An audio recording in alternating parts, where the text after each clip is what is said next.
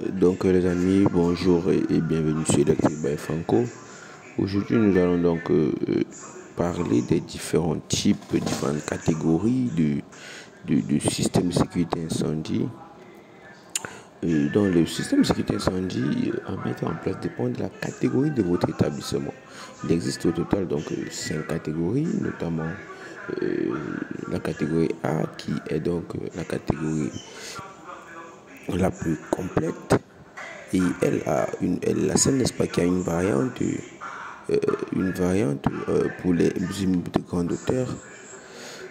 Le système de sécurité incendie de catégorie A pour les ERP est constitué de plusieurs éléments, notamment deux sous-classes, les systèmes de détection automatique d'incendie et les systèmes de mise en sécurité incendie.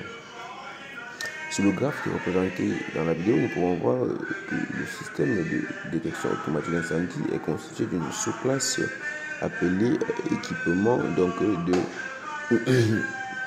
de contrôle et de signalisation. Nous avons notamment les détecteurs automatiques d'incendie, nous avons les déclencheurs manuels.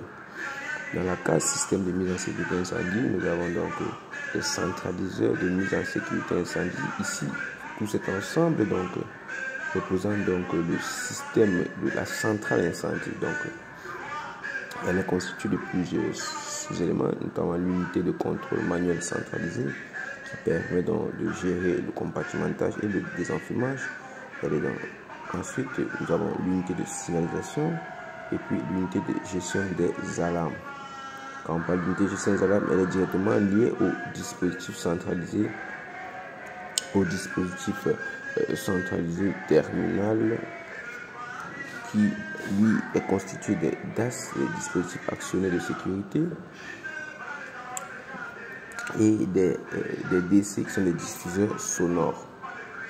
Nous pouvons donc remarquer ici que dans la case CMSI, centralisé de mise en sécurité, nous avons une case notée DAC, les dispositifs actionnés de commande, qui sont donc utilisés pour l'exploitation des DAS qui sont dans les dispositifs actionnés de sécurité, notamment les portes coupe-feu et tout ce qui va avec.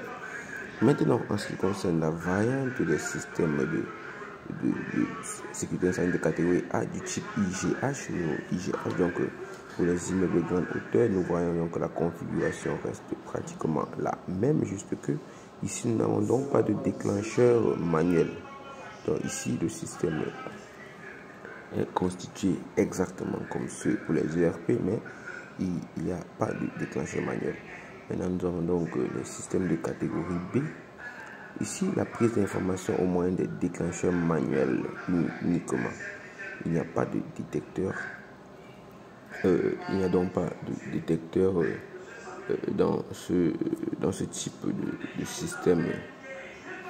Et là, nous avons donc une nouvelle case, notamment un DAC, qui apparaît donc là-dedans. Les DAC ici, dans la classe C.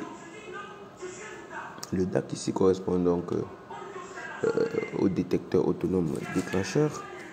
Nous voyons donc dans la catégorie C, c'est la même configuration. La catégorie D, et plus l'on décroît, plus la catégorie décroît, moins le système est compétent.